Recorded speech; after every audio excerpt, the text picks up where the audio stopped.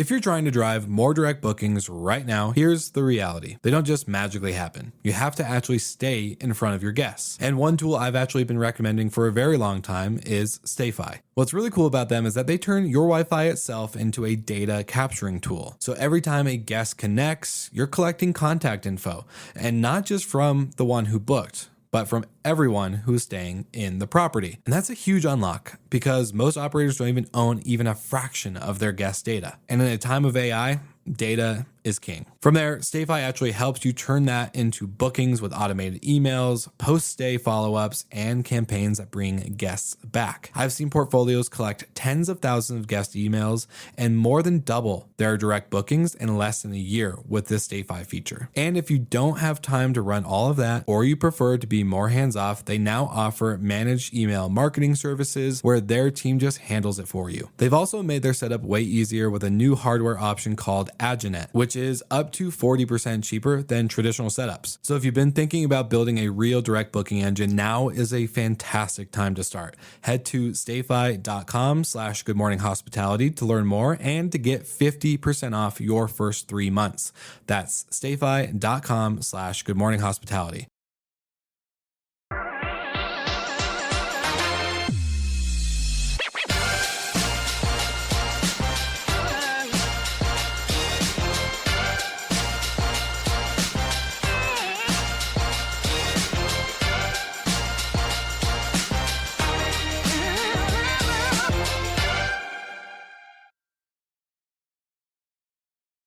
Good morning. Good morning, Sarah. Good to see you. Good to see you too. Okay, you're coming from a little bit of a different background. Normally it's me, but you're going to be in the hot seat. So where are you joining us from today? Oh, well, listeners and viewers, as you know, we have a hospitality management company that I'm a co-founder of, and we're actually coming from one of our brand new listings, the Pop Art Paradise here in Coconut Grove.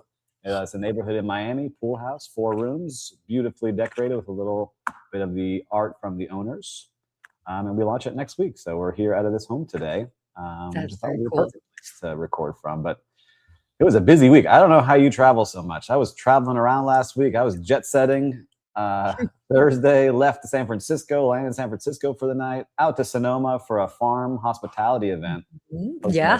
Thread Farms, which was very cool. Which Yes. is a 1-star restaurant. I got to go see their farm that supplied 50% of the food for the Did you have restaurant. dinner there? We had lunch on the Okay. farm, but not dinner at the restaurant. And then we finished the event, got on a plane, myself, my co-founders of Baya, Ben Wolf and Banks Chisholm, left the event, got on a plane to Palm Springs to scout a potential new location for another Baya, and then back to Miami. I love it. I love it. But you got to actually see some, by the way, for those that are joining us, let us know where you're joining us from. I love this because both the airport in Sonoma, super cool, very cute. They have a whole Peanuts theme. And then also the Palm Springs airport, very unique with that whole open air element. So, I mean, you know me, West Coast. I love it. West Coast girl. I was like, wait, you're in my backyard, so to speak, relatively speaking. But I love that you got to check it out. It's very cool. It was very cool. And I had a moment in desert Palm Springs. It was sunrise, 5:30 in the morning, on top of a mountain, watching the suns come up. And all of a sudden, these 2 dogs started running at me out of nowhere in the middle of the desert. I'm like, oh my God, this is it. I'm going to fight to the death on these dogs. And And they did just they came up with me and started licking me and just sat next to me as the sun came up. And now I want to get a dog. And I found out later it was a former owner's dogs that still live on the land and someone feeds them. I'm like, wow, this is so cool. That is so cool. Wait, that's a very cool story. Yeah, so Will Slickers, I may be joining you as a dog owner, producer Will in the background. I'll let you know. But yeah, so that was my week, crazy. And now here, looking a little puffy, we said. How am I looking, everybody? That's all right. But we're here to do a great show today. We got a great one. We by the way, you definitely want to stay on because we have a special guest on today. So we don't always have a lot of guests, but when we do, it's worthwhile. So, but how about this? Before we get into it, do you want to go ahead and do our first sponsor read here? And yes, then we can thank you to all the listeners and viewers. You keep tuning in and you keep spreading the word of how good our show is. We keep getting sponsors, which we appreciate very much. So this episode is brought to you by StayFi. StayFi helps short-term rental operators build direct guest relationships through branded Wi-Fi portals, email marketing, and my favorite, data tools that turn one-time bookers into repeat guests. So start growing your direct booking revenue today at stayfi.com/Good Morning Hospitality. That's stayfi.com/Good Morning Hospitality. You did that so well. I figured that would be so appropriate considering you were in one of your short-term rentals. Look at this. Come on and stay with us. We'll put the link in. Once you get it loaded. I love that. Okay, so we were saying that we have a special guest. So I know we don't want to, delay much longer, but we've got a great guest. I'm so excited to talk to her. I know. So I think you've been on before, Sarah. Actually, maybe not because you had Sarah Kopit, who is joining us on the show. She is editor-in-chief over at Skift, and a recent article came out that we're going to do a deep dive into, which was basically called "Going It Alone: Why Hotel Owners Are Dropping the Big Brands." This is a fantastic read. Highly, highly, highly recommend. We'll make sure that the link is in the show notes for sure. But without further ado, let's go ahead and bring on the other Sarah. Oh, Steve, you might have a Sarah sandwich in a second. Ooh, I love it. All right, Sarah. Hi. Thanks for having me on, guys. My gosh. I hear so much about Good Morning Hospitality, and now here I am.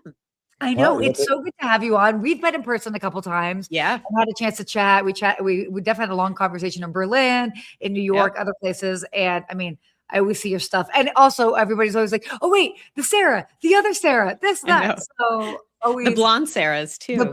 You just can't. You do. Yeah. I was going to say. I know. Well, hopefully we didn't bore you with our coffee talk. We had to catch up. We only get to catch up on the show. So now. I know. Well, Seth and I are the same. Like we hardly ever talk. and we're always like, save it for the pod. Like we have to bore everybody with our catching up and how it's been going. So I got you. Yeah. Yeah. Well, Steve has been doing exciting things. So I wanted to make sure you catch up. Yeah. Sarah, you wrote an amazing article here. How about you give the viewers and listeners kind of like the 30-second download on what you did and what you're seeing, or even longer, just kind of share what you're seeing out there. Cause it is very in depth. Yeah. So basically, this is part of a series that I've been writing on kind of the struggles of American hotel owners, and basically on the more mid to economy side of the hotel ownership business. Mm-hmm. And I started, it started really quite organically, just watching how much hotels were kind of the center of the story up in Minneapolis in the winter. Think way back to what you were seeing in all of your social media feeds in January with ice going up there. And really hotels, they were in an absolutely unwinnable situation. There was no good option for them. They were getting pressure from all sides, from the government, from the community. They were having issues with like their employees feeling safe to come to work because, it was just. So I did a deep dive on that. And from that, as I was talking to the hotel owners, basically I learned about all their other struggles. And so I wrote a piece called The Squeeze, which I talked basically about their like the pure play financial issues that are, really squeezing them in their margins between, basically increasing costs and the franchise fees from the big brands coming right off the top. And then in doing that, I heard a lot about hotel owners who were just dropping the brands altogether and going independent. And that was their solution. That's what they found worked best for them. The numbers, when they did the math, especially as, there was a big hotel boom in the early aughts, 2000, 2010, or right before the financial crisis. And those franchise agreements that were, usually between 15, 20 years, depending upon which brand you were with, they're coming up for renewal now. And so you've got a lot of people who signed a hotel, their franchise agreement 20 years ago, and now they're looking at it for the first time. They're pulling it out. They're doing the math that Pritesh Patel and Gary Patel and other people that I talked to have done, and deciding that, it just doesn't make sense. I'm going to put my own name on the door and do it that way. Yeah. I mean, and you kind of nailed it in a couple of things. I remember that story when it was going on in Minneapolis. Yeah. We covered that here where, We did. you know, they didn't want to host people in the hotel, and the hotel brand took away their brand. Yeah. They took away the flag because they were stuck Yes, in this they did. position. Like, I don't want ICE here. I Yeah. don't want to be political. And they took it away. I went and I stayed in that hotel when You I was did? reporting on. I did. And so what did you did. find? It's called the Lakeville Inn. It was, you know, I kind of thought it was lovely. It was lovely, that hotel. Mhm. Like it was great. And sadly, there was nobody there but me. But you know, it was very well kept up. I kind of thought it would be somehow like sad or something, and it was absolutely was not. It was they were still keeping it up to brand standards. I mean, I arrived just a few weeks after they lost their flag, but yeah, that was a part of that initial piece. It was interesting to me too on this article is a couple things. One, we talk about all these brands that are always opening up, and that's the way that they, Yeah. you know, the big chains can start putting more and more of their hotels in the same market and not have protection against it. What was Correct. something you heard from the owners about that? Because you pay all this money to get a Hilton, and then all of a sudden, these brands can then start putting all their other brands there. What did you see when you were talking to them? Yeah, I mean the basically the hotel owners, the ones who do kind of disagree with this practice or don't like this practice, they just disagree with the argument that the hotel brands have, which is this is a different class of hotel, this is a different customer, it won't impact you. And they're like, well, that's nonsense. It does, of course, impact me. So that is the tension that you're really seeing from the soft brands. Mm-hmm. So did you where I mean, by the way, and even the backstory about how this kind of came about, like you weren't looking for this story. The story kind of revealed itself. Exactly. Do you feel like this is how widespread of a trend do you think this is going to be over the next couple of years as these hotel owners are like, what are we doing? This doesn't make sense. So I got some data from Fran Data, which is a research firm that really specializes just in franchises of all types. And they told me that, it would be 1,200 agreements that are basically coming up for renewal. So it's not like a mass scale event, but it's, and this is really limited to the like luxury, like we're not talking about luxury. No, luxury, we're not talking about that. Yeah, luxury is doing fine. It's really these drive-by, like you're on I-80, driving across the country. It's these hotels that are really, struggling and having the issues. So, I think that like Pritesh Patel is a really good example of what you need to make it work, which is that, he's the second actually, I shouldn't say he's the second generation of hotel owners. I don't know that for sure, but it was his parents who signed the original agreement 20 years ago. And now, when he was a kid, now he's a grown up, he worked at PricewaterhouseCooper. Like he came back, he read this thing for the first time, and he's like, you know what, I can do better. And so we're also talking about families. We talked about AHOA a little bit backstage. Like that came up a lot for these particular owners. This ownership group is that you've got a lot of parents who made these original deals, and now you've got kids coming in who either, I talked to some owners who said their kids don't want anything to do with the business. We're just going to we want to be out. But then, if you have somebody like Pritesh who is like, well, I have my own ideas and I have my own thoughts about how to run a business.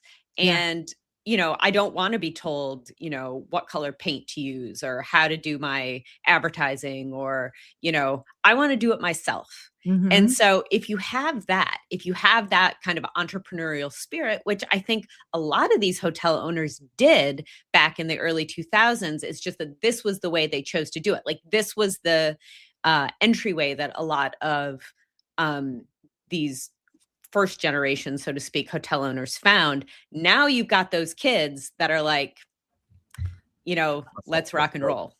Yeah. Well, the landscape has changed too. You know, these hotel owners have many more options as far as on the back end and how to run their business. They have options that offer them or that take different percentages.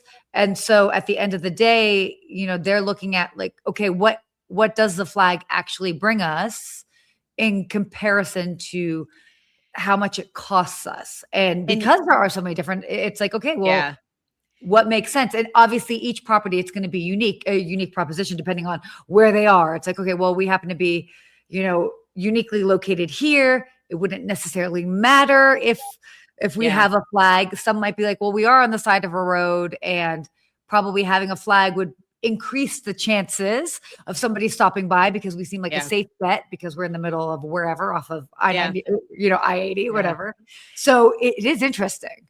Yeah. And, you know, you think about it. Think about how much the world has changed since the early 2000s. Like I mean, let's not even get into AI, but just like the off-the-shelf technology packages that are readily available. There are all types of them that you can, if you're an independent hotel owner, you can just buy them. That did not exist back then. And then you think about social media, about distribution, about, you know, how you reach your customer.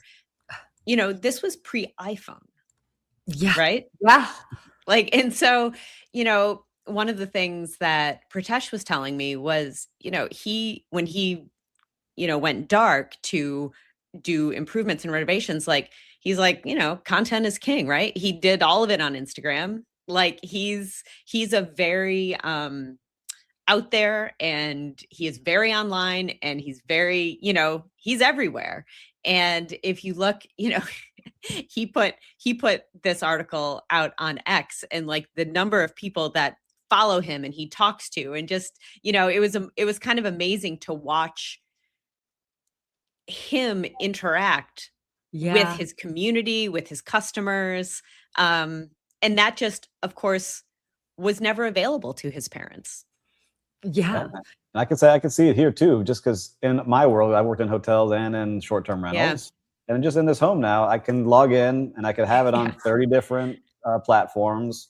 I can get bookings from all over the world that come in here and then try to convert them into direct bookings. And the hotel we're building is not a flagged hotel. We're building a new brand. And that was part of the argument when getting financing was, well, you need a Marriott or a Hilton or Hyatt. We're showing we don't. We already have 13,000 followers on an account on Instagram being open for a couple of weeks. And we have a VIP list of people paid to get on that list to sit and join and come into our place. So there's all these different ways now that you can really do demand. But something I want to ask you a question on it, because for you used to be or you still are an attorney, I guess, that used to work on these agreements.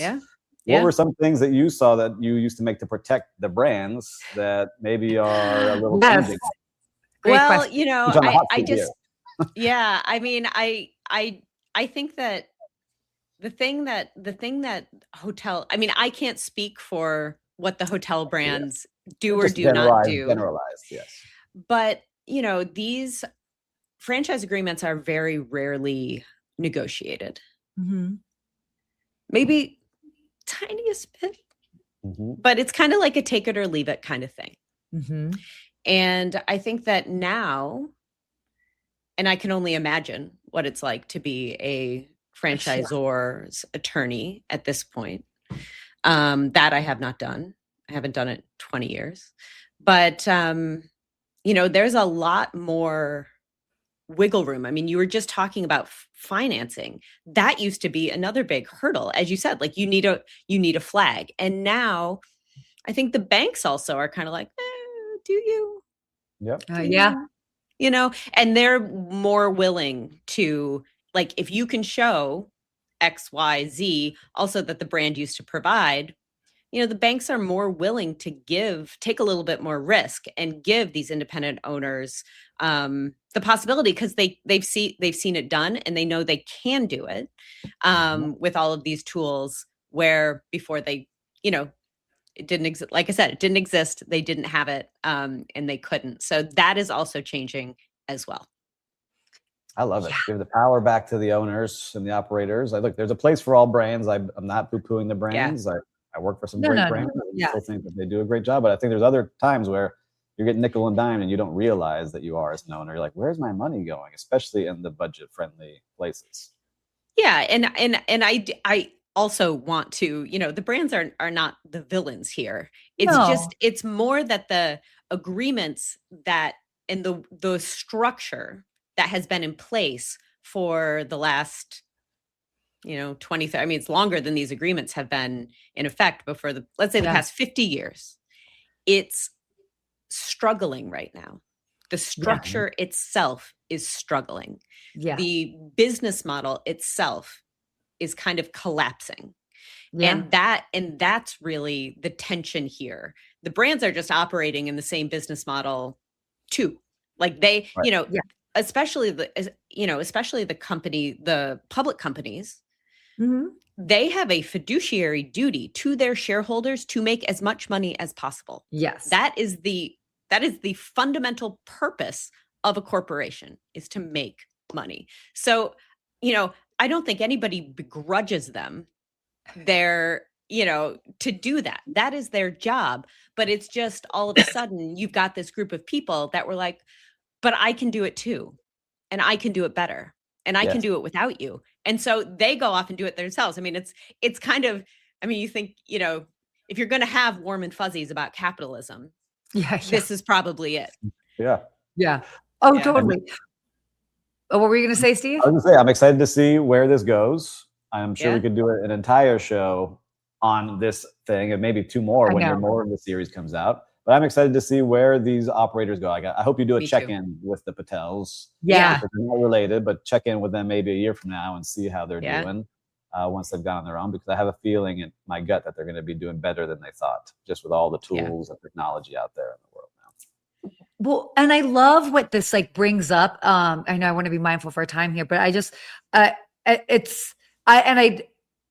do hope that this changes because again, we've discussed the landscape has changed. Again, these agreements are highly advantageous to the brands, but maybe there's something that they can soften, or they can, they can another value add. Mm-hmm. Yeah, exactly. Like the things that stood out to me, and I'll just touch on these briefly. But again, if you guys are tuning in, definitely check out this article because there's so much more than what we're discussing here. But as far as the territorial protection, and the phantom territory, and basically the brands that will tell you whether it'll encroach on your business, and it's like, wait, what? Like somebody else in another city that doesn't even know the intimate details as far as this market. But then also the Google reviews and the review, right. Why are we holding on? And it's, those may have made sense in, 2000, 2002, but again, how the landscape has changed.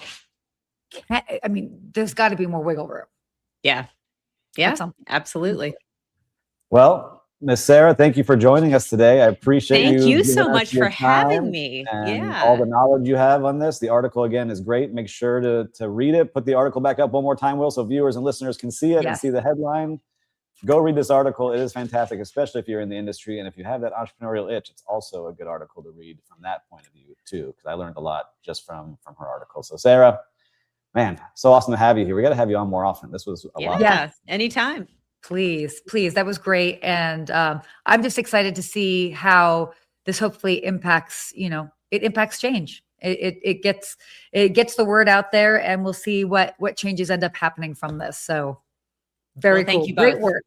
Thank you. Bye, Thanks for joining us. Bye. All right, bye. Oh, isn't she fantastic? I know, she's awesome. I was looking at the time. I'm like, oh my gosh, we could do an hour on this show talking. I know. I would, but it's the conversation is so great. And I know I've mentioned multiple times in the show, but really read this because it gives a different, it just gives a different understanding as far as what some of these small hotel owners are going through. But I Google reviews you touched on, but you didn't say it was this hotel had, thousands of hotel reviews over, 18 years. And then when they drop the flag's like, no, those are our reviews. Those belong to us and you can't have it. And we shut down our Google page. So you just have to be aware of what you're signing. I know, like you said, you can't really, negotiate too much with the franchise agreement, but there's a lot of options out there now. And I'm happy to talk more about that because I really am in the middle of it right now and learning all of that as we're building out a brand. But Before we move on, Sarah, okay? Yes. I want to give a quick shout out to our sponsor, Built. They're helping restaurants and hotel F&B teams better understand their guests and create more personalized experiences that actually drive repeat visits. So if you care about loyalty, which I know you do, Sarah, and guest experience, it's worth checking out. Head to joinbuilt.com/GMH, and that's joinbuilt.com/GMH. Millions of people use Built every day to earn rewards on housing and in their neighborhoods. Now it extends to your restaurant. Built Hospitality shapes how guests are recognized and taken care of. Built's restaurant-facing platform is designed specifically for dining operators to drive loyalty with their guests. It combines reservations, guest preferences, VIP management, and payments into one platform, alongside an agentic concierge that thoughtfully designs and executes the experience around your guests' tastes. When a guest walks in, your team already knows what they like without digging through notes. Built Hospitality works across the entire guest journey, from delivering a complimentary course at the right moment to sending a personalized offer that brings them right back. Make every guest feel like a regular and keep them coming back. Built Hospitality is available now for hotels with restaurants and restaurant groups everywhere. Learn more at builtdining.com/GMH. That's built, BILTDINING.com/GMH. Love it. Well, thank you. Oh, gosh. So we had so many articles that we wanted to go over today, but it was so fantastic having Sarah on. By the way, let us know in the comments as you're watching this live, if you enjoyed us having Sarah on. We can definitely look into having her back on, other individuals. I personally love it because then it just gets a different perspective and we can do a deeper dive, whether it's into the articles or obviously whether it's an industry thought leader. But why don't we cover at least one more? What I love about it, having her on, is she's a reporter. Like, she's going out into the place, asking people, doing questions, not just looking at a press release and then making an article. Like, she's actually totally.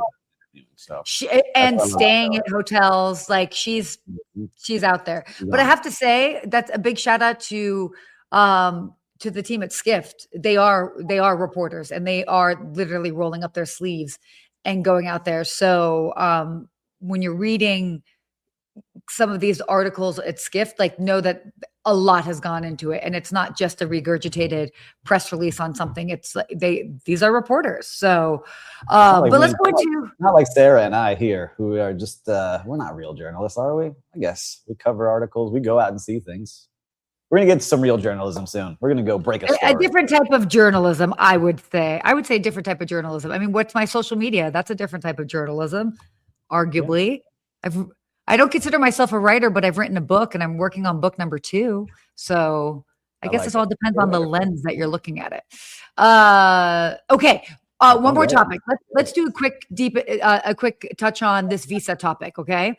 All right. Yeah. So Visa just stepped into travel distribution. So for those that have been paying attention, Visa launched Visa Destinations, which is a consumer-facing travel platform offering cardholders curated experiences, dining and shopping across 10 cities, including Paris, London, Dubai, New York. Partners include Trip.com, Star Alliance, Tickets, and Viator. So what's interesting, there's a structural conflict here. Visa doesn't issue cards. Banks do. So Chase, Capital One, Citi, they all have their own built-in travel portals. Oh my God, I can't say the word. And they've spent years trying to capture travel spend, but Visa Destination sits above all of them as a network-level consumer platform. Okay, chime in on this because I know you've got something to say. Yeah, I just want to give out some numbers first to kind of give the scale of this. How many people are actually booking here? So Chase Travel did $12.6 billion in sales in 2025 and only growing this year. And American Express Travel did $11.1 billion in sales. And so Visa is sitting on the sidelines like, hey, like, we need to get in on this. We're at the top of the funnel, right? Like, we can capture things here. And they're being very specific, right? They have their alliances and they're launching in 10 cities. And look, we talk about this model all the time and the credit card fees, and it's like almost not free money, but you're there and you're collecting those fees and it can become gigantic, especially like we were just talking about earlier for your shareholders of your company. So I'm curious to see the pushback here of what Chase and Capital One and Citi start saying, because they've spent so much money building this out for everyone and all the marketing, and they have a giant audience. So if it starts getting whittled away, I'm sure there's some deals that are going to be made Hey, Visa, you're no longer doing the transactions. We're going to go with someone else, right? So it's going to be really interesting to see how this plays out. But Visa's at the top; they control. I'm curious to see where it goes.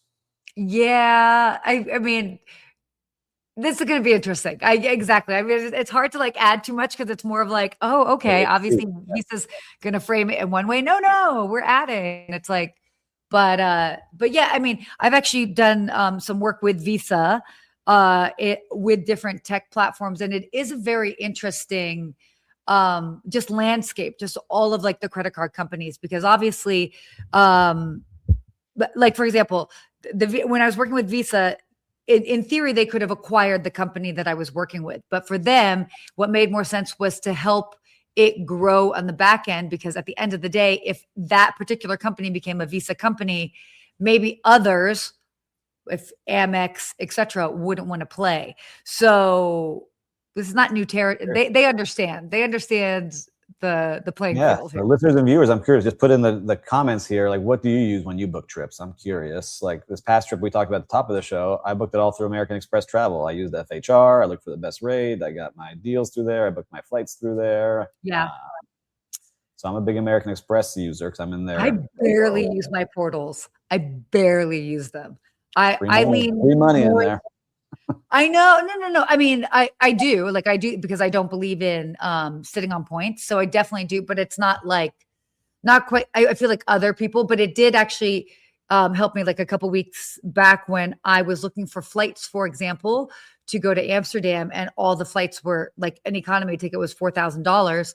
I ended up booking that through Amex because I had whatever the different things, and then by the time I got money back, the ticket only ended up being like $3,200. So I was like, okay, cool. Well, that works. So yeah, I mean, you can play the game. I want to do a points show because for this trip, it was almost like free basically for me. I didn't use points. I used FHR. And if you have FHR, if you have a platinum card, they give you $300 semi-annually. So that was a $450 room night, $300 off, $100 credit on site. So didn't have to pay for food basically when I was there for the day.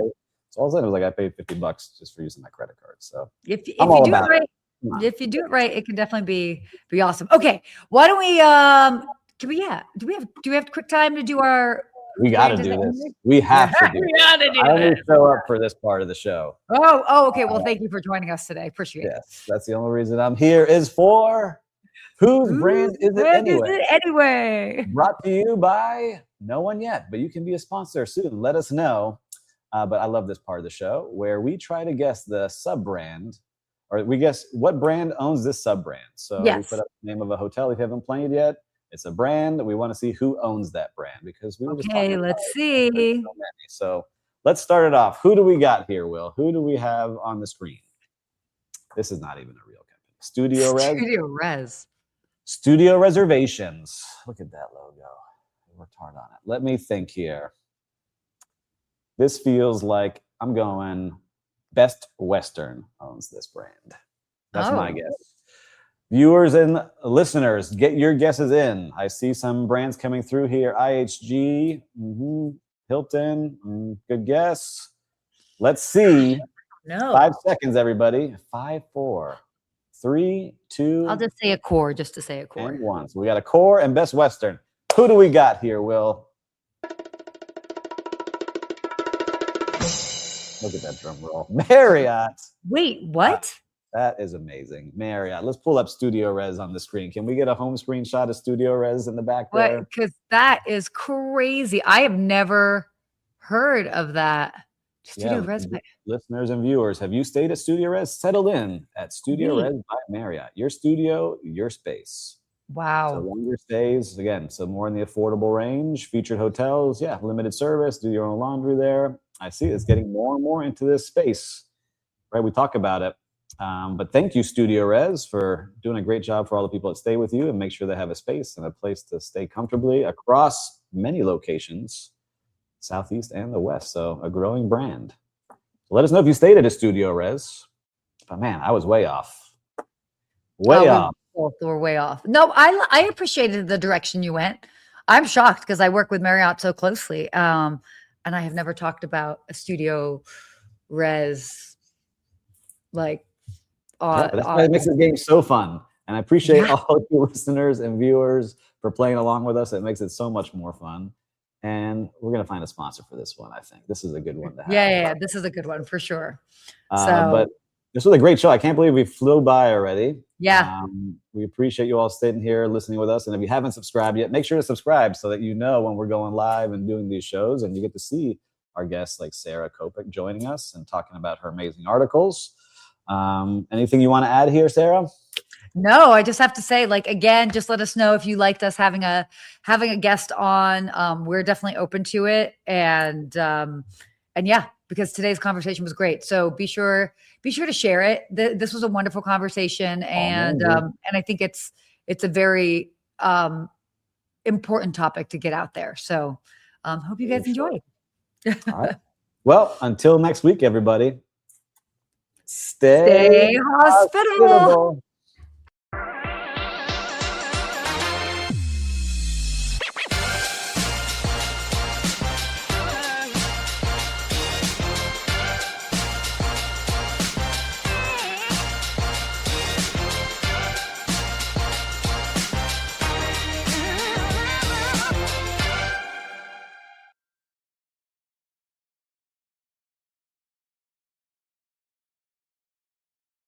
If you're trying to drive more direct bookings right now, here's the reality. They don't just magically happen. You have to actually stay in front of your guests. And one tool I've actually been recommending for a very long time is StayFi. What's really cool about them is that they turn your Wi-Fi itself into a data capturing tool. So every time a guest connects, you're collecting contact info, and not just from the one who booked, but from everyone who's staying in the property. And that's a huge unlock because most operators don't even own even a fraction of their guest data. And in a time of AI, data is king. From there, StayFi actually helps you turn that into bookings with automated emails, post-stay follow-ups, and campaigns that bring guests back. I've seen portfolios collect tens of thousands of guest emails and more than double their direct bookings in less than a year with this StayFi feature. And if you don't have time to run all of that, or you prefer to be more hands-off, they now offer managed email marketing services where their team just handles it for you. They've also made their setup way easier with a new hardware option called Aginet, which is up to 40% cheaper than traditional setups. So if you've been thinking about building a real direct booking engine, now is a fantastic time to start.